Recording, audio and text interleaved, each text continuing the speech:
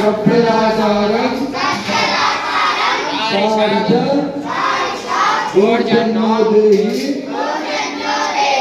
विपदे चतुष्पदे ओम अन्नपदे अन्नस्य मोदेहि अनमेवस्य चुष्पिनः प्रभ्रदाकारं सारिच ऊर्जन्नो देहि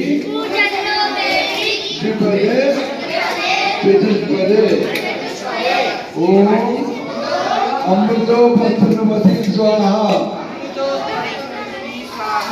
ओम अमृत अभिदानमति स्वाहा